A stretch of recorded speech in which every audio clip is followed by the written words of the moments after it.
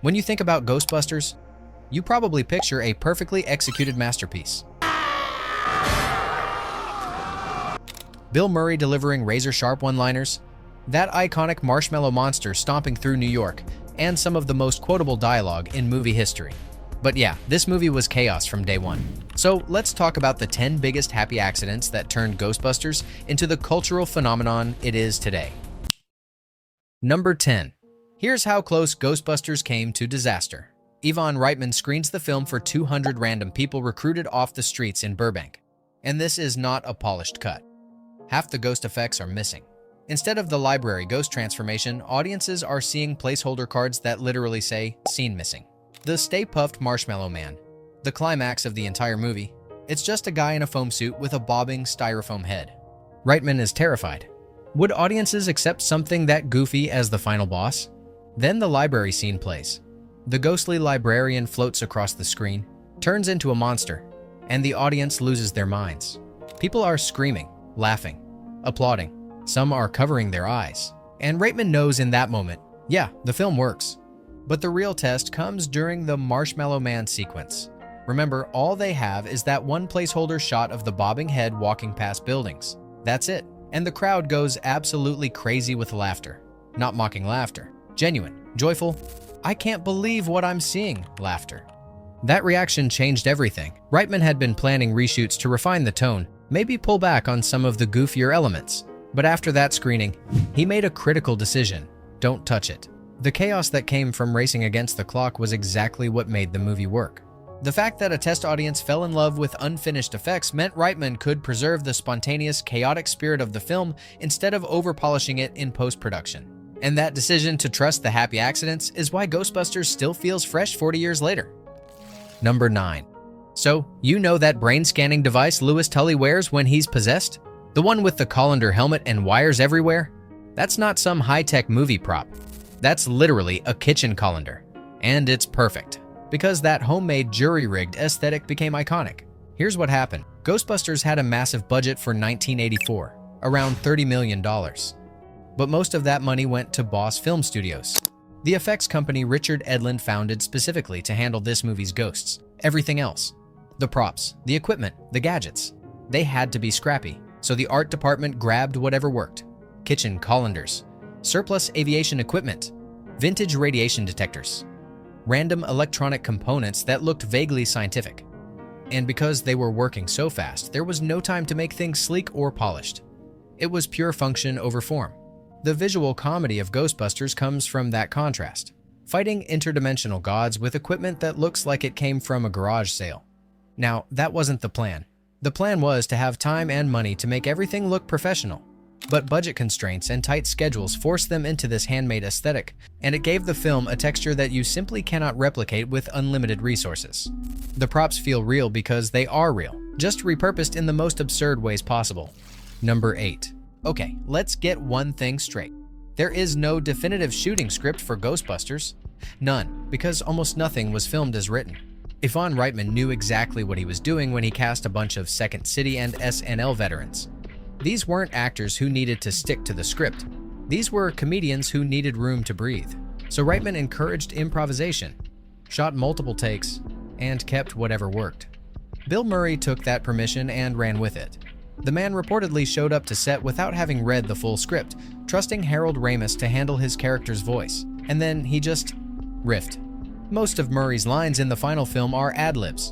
That effortless, sarcastic energy that makes Peter Venkman iconic? That's not careful screenwriting. That's Murray being Murray. But here's the key.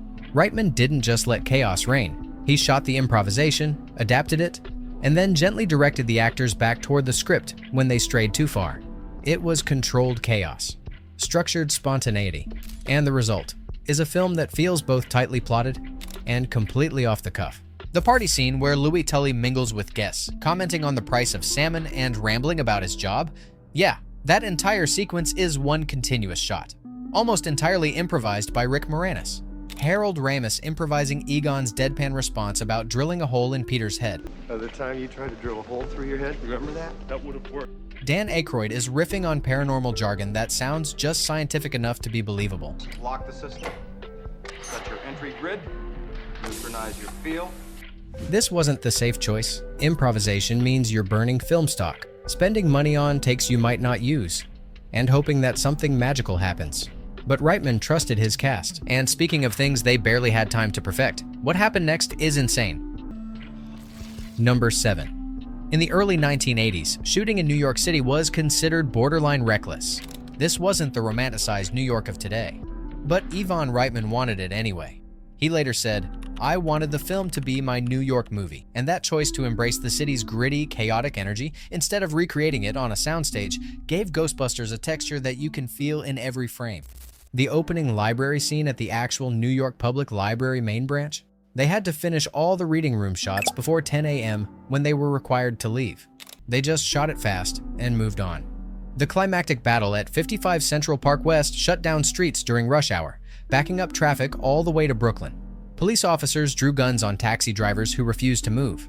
But yeah, that chaos bled into the film itself.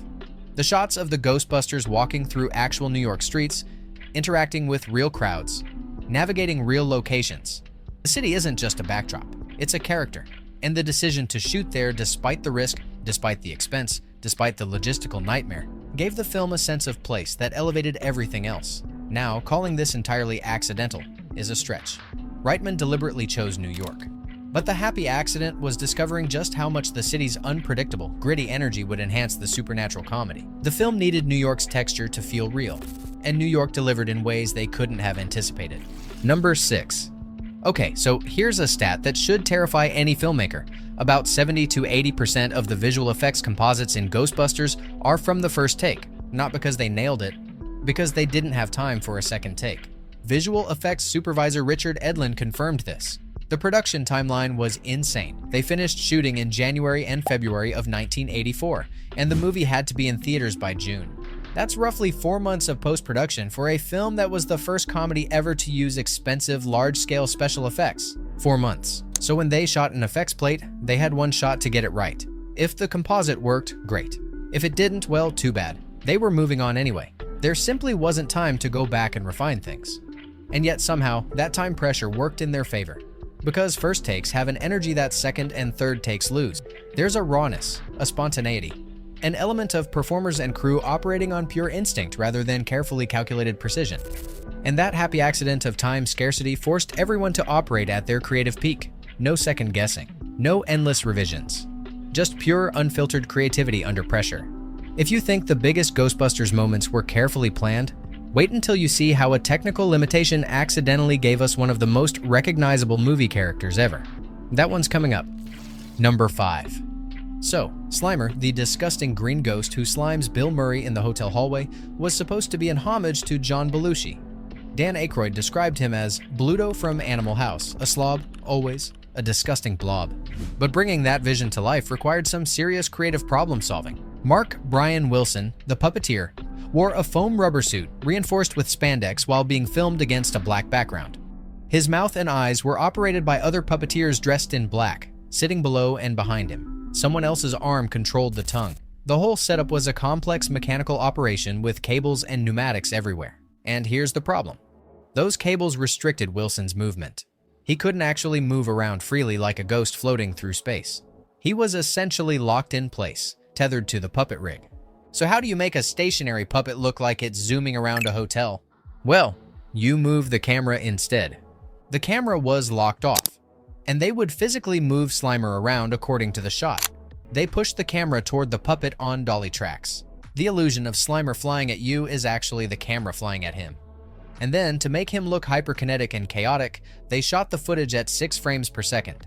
When played back at normal speed, Slimer's movements became jittery, erratic, and unpredictable. Exactly what a ghost should feel like. Visual effects supervisor John Bruno said they were laughing our asses off watching the dailies because the footage was so absurdly kinetic. Now, this wasn't the plan, but the cables restricted that, forcing them to improvise a camera-based solution. It's another example of limitations breeding creativity. If they had unlimited budget and time, they might have built a more sophisticated rig that allowed total freedom. But that perfect rig might have made Slimer feel too controlled. The janky, cable-restricted camera trick version feels alive precisely because it was born from technical compromise. Number 4. One of the funniest moments in Ghostbusters happens in the Sedgwick Hotel when Ray and Egon accidentally blast a chambermaid's cart with their proton packs. The cart explodes in a shower of sparks and debris. The maid hits the ground, looks up at them in shock, and yells, "What the hell are you doing?" What are you doing? Yeah, that line wasn't in the script. Here's what actually happened. The cart was pre-rigged with pyrotechnics. Easy enough, right? Just push the cart, an explosion happens, and react to it. Except the explosion was way bigger and louder than Neely expected. She pushes the cart out into the hallway. Strobe lights go off, simulating proton blasts. And then the cart explodes with enough force to genuinely scare the hell out of her. She falls to the ground, looks up in legitimate shock and confusion, and her real reaction comes out, "What the hell are you doing?" It wasn't scripted. It's just what happened. And it's perfect. Because that moment of genuine surprise, that unscripted burst of frustration, feels more real than any carefully written line could. You're not watching an actress deliver dialogue. You're watching a person react to chaos. Ivan Reitman kept it in the final cut because it worked. It's funny, it's authentic, and it captures the spirit of the entire film. Professionals who have no idea what they're doing, causing destruction everywhere they go. This is one of those happy accidents that you can't manufacture. You can't tell an actor to react like you're genuinely scared and get the same energy. The surprise has to be real. And in this case, the pyrotechnics team accidentally delivered a performance coaching method that no director could replicate. Number 3. The Ecto-1, the 1959 Cadillac Miller Meteor ambulance that became one of the most recognizable movie vehicles of all time, almost vanished into the night. Literally. In the original concept, the Ecto-1 was supposed to be pink, a soft, unexpected color choice that would have given it a quirky, unconventional look. But then someone on the production team pointed out a pretty significant problem. They were shooting a lot of night scenes. And a pink car, even with all its charm, would be almost impossible to see in the dark. So they changed it to white with red trim. That practical, purely functional decision to ensure the car would be visible on camera gave us one of the most iconic color schemes in cinema history. You can paint that white and red pattern on literally anything. A Subaru Outback, a skateboard, a lunchbox, and people instantly know what you're referencing. The Ecto-1's look wasn't born from some brilliant artistic vision about color theory or brand identity. It was born from a cinematographer saying, "Hey, we won't be able to see a pink car at night." The Ecto-1 became a cultural icon, inspiring countless replicas, toys, and homages. The car is that iconic, all because someone made a practical choice about nighttime visibility. It's a reminder that sometimes the most memorable creative decisions aren't creative at all. They're just smart problem solving that happens to look amazing. Number 2. Let's talk about Dan Aykroyd's original vision for Ghostbusters. In his first draft, the one that reportedly looked like a phone book, the story took place in the future. And the climax featured not one giant monster, but 50 large-scale creatures, with the Stay Puft Marshmallow Man showing up on page 20 as just one threat among many. Ivan Reitman took one look at that script and did some quick math. He estimated it would cost about $300 million to produce in 1984. Adjusted for inflation, that's close to $1 billion today. So they scaled it back, way back. One team of Ghostbusters, one time period, one location, and one giant monster for the climax. That budget-driven simplification forced them to put all their creative energy into a single memorable villain. And because they could only afford one, it had to be perfect. It had to be something that captured the film's entire comedic philosophy in a single image. Enter the Stay Puft Marshmallow Man. The design came from unexpected inspiration. Dan Aykroyd drew from childhood memories of corporate mascots, particularly the Pillsbury Doughboy, combined with observations of a security guard he met on set. The idea was to take something innocent, something comforting and nostalgic, and turn it into a 100-foot-tall instrument of destruction. It's brilliant because it's absurd, is the perfect encapsulation of the film's tone. And this idea, taking something innocent and turning it into a threat, is exactly the visual language Stranger Things later borrowed. The Demogorgon isn't scary because it's huge. It's scary because it doesn't belong. And it only happened because they couldn't afford 50 monsters. If Aykroyd's original vision had been financially feasible, Stay Puft would have been a minor character, one monster among many, easily forgotten. But creative limitation forced him into the spotlight, and he became one of the most iconic figures in 1980s cinema. 4 puppeteers, multiple foam rubber suits costing $30,000 each, miniature sets, and almost 100 pounds of shaving cream for the explosion scene. All that effort focused on one character, and it paid off. Budget constraints forced narrative focus, And that focus turned a throwaway concept into a cultural phenomenon. Number 1. You know the climax of Ghostbusters, right? The moment where the team realizes they have to cross the streams, the thing Egon explicitly warned them never to do, in order to close the dimensional gate and stop Gozer? That solution was invented on set, while they were filming. The ending wasn't completely worked out when they started shooting the final rooftop sequence. The exact mechanics of how that would happen were still fuzzy. That came from the cast and crew working out the scene in real time. Think about that for a second. Clever inversion of the rules they established, showing the Ghostbusters breaking their own safety protocols out of desperation. And it's a perfect comedic beat. The idea that the solution to an interdimensional crisis is to intentionally cause a catastrophic explosion. If they'd had more time, if the production hadn't been so rushed, they might have overthought it. They might have come up with something more elaborate, more carefully plotted, more logical. But they didn't have time. They needed a solution now. And crossing the streams was it. That's the beautiful irony of this film. It's a story about professionals who have no idea what they're doing. And that authenticity, that sense of real people figuring things out in real time, is what makes it timeless. Because yeah, perfection is boring. Perfection is predictable. But happy accidents are magic. Want more insane stories like this? Check out the next video.